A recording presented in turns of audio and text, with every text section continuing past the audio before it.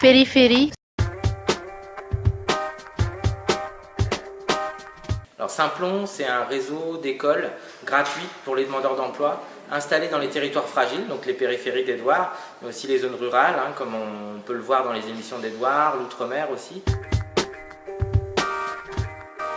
Alors l'histoire avec Édouard Sambo, elle commence en tant qu'auditeur d'abord. Moi je connaissais Périphérie avant même de le rencontrer physiquement.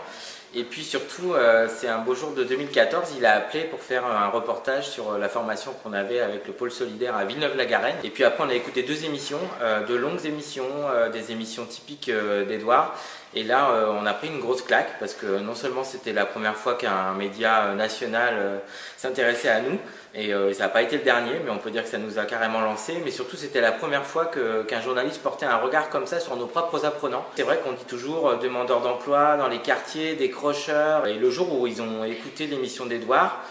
qui s'appelle Code et Insertion, en fait ils se sont complètement reconnus et ils ont pour la première fois entendu quelqu'un qui parlait bien d'eux et de ce qu'ils étaient. La Fondation Simplon accueille un certain nombre de dons qui sont faits et intégralement reversés à Édouard pour qu'il puisse continuer son travail. C'est-à-dire que pour 1 € que vous allez donner, la Fondation Simplon donnera 1 € et permettra comme ça d'abonder la campagne et de la faire grossir. Alors ce que je vais essayer d'expliquer à tous les gens qui gravitent autour de l'écosystème Simplon, c'est à mes responsables de fabrique qui sont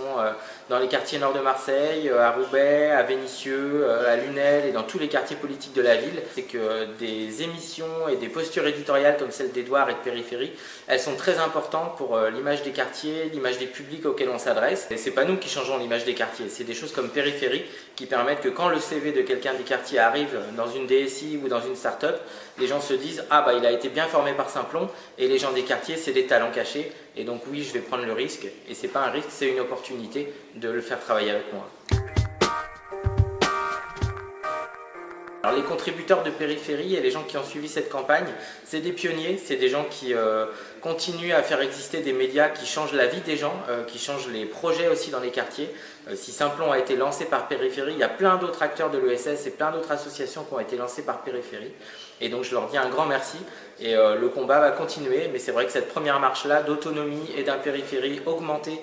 participatif sur internet en podcast, c'est un bel exemple aussi que les médias, c'est nous qui les faisons et c'est nous qui les finançons.